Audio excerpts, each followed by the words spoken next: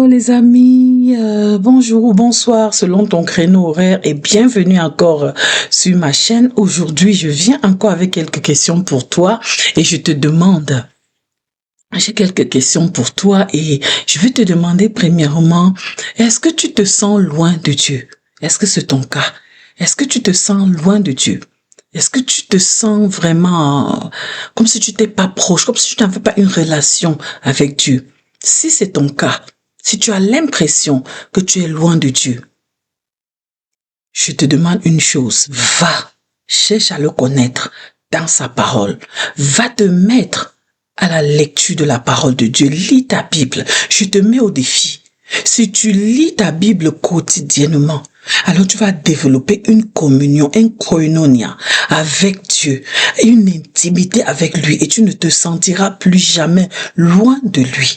Lis la parole de Dieu quotidiennement. On sait, Somme 119, verset 106 nous dit que la parole de Dieu est une lampe à mes pieds, une lumière sur mon chantier. Donc, en fait, la parole de Dieu est là pour nous éclairer, pour nous montrer la voie. Pour nous montrer la voie. Pour nous aider à être proches de Dieu, à connaître le cœur de Dieu, à connaître la mission que Dieu accomplit pour nous, que Dieu a assignée pour nous.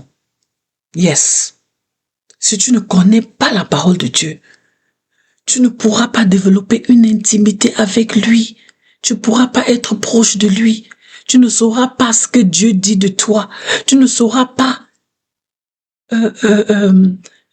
quoi faire en face de telle ou telle difficulté. C'est quand tu développes l'intimité avec quelqu'un que tu connais la personne. Tu ne pourras jamais connaître un ami, ou bien une fiancée, ou bien, je sais pas, connaître l'intimité avec un ami si vous ne communiquez pas. C'est en communiquant, c'est en dialoguant que le fiancé arrive à connaître sa fiancée, ou que la fiancée arrive à connaître son fiancé. C'est avec la marche ensemble, causer ensemble. C'est la même chose avec Dieu. Ton ami, quand on dit, oh, mon ami intime, c'est celui avec qui on partage tout.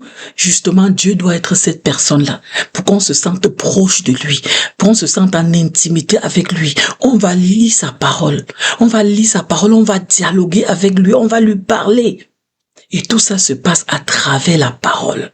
C'est en lisant la parole qu'on peut arriver à entendre Dieu, qu'on se connecte au Saint-Esprit. Parce que la parole de Dieu est vivante, elle n'est pas morte, elle est vivante.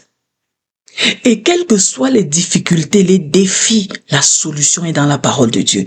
Il n'y a aucun défi qu'il n'y a pas la parole qui convient à ce défi-là.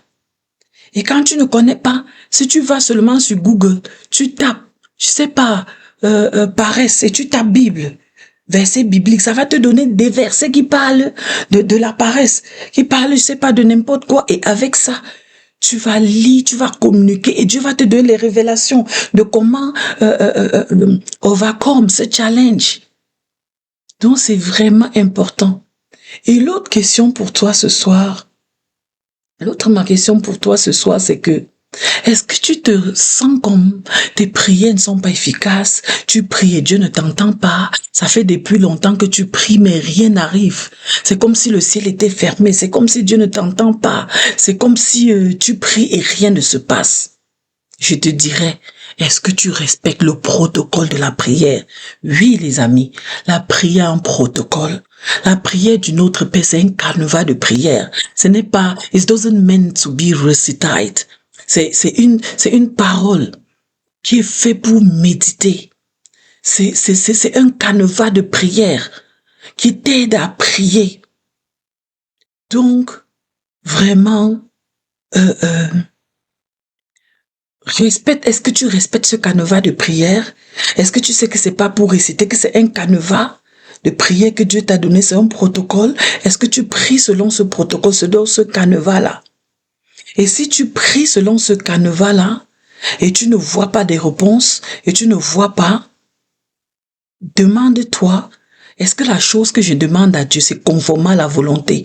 Parce que Dieu nous répond conformément à la volonté. Tu ne peux pas demander à ton enfant de 12 ans ne peut pas venir te demander une voiture. Et tu lui donnes la voiture, non. Tu vas attendre qu'il ait atteint, je sais pas, au Canada, c'est 15 ans au moins pour faire le class 7 et 16 ans, il a le class 5. Et puis, c'est à ce moment-là qu'il peut conduire. Donc, tu ne donneras jamais une voiture à ton enfant de 16 ans, de 12 ans. Même s'il le lui demande, même s'il te demande. Donc, il y a des prières. Si on prie selon le canevas de prière et nos prières ne sont pas répondues, il n'est peut-être pas encore le moment. Il n'est pas encore peut-être le moment.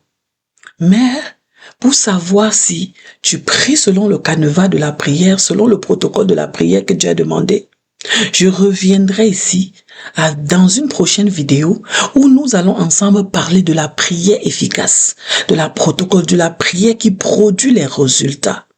Alors bien-aimé, je te dis merci de prendre le temps d'écouter ces courtes vidéos, de m'avoir écouté aujourd'hui. Et la prochaine vidéo, nous allons parler de la prière efficace. Je te remercie. Regarde, partage à quelqu'un autour de toi. Ça pourra édifier la personne. Allez, à la prochaine vidéo. Peace.